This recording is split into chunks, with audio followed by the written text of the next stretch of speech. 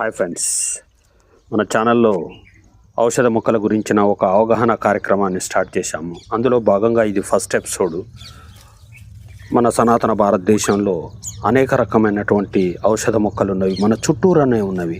వాటి గురించిన మనకు సరైనటువంటి అవగాహన లేకపోవడం వలన మనం వినియోగించుకోలేకపోతున్నాము. కాబట్టి మీకు కొంతైనా నేను అవగాహన కలిగిస్తానని ఆశతోటి చేస్తున్నాను.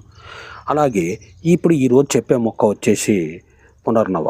దీన్ని గలిజేరు అంటారు. దీనికి ఎర్రది తెల్లది రెండు రకాలుగా ఉంటాయి. ఇది ఈ ఆకుకూరగా మనం వాడుకోవచ్చు.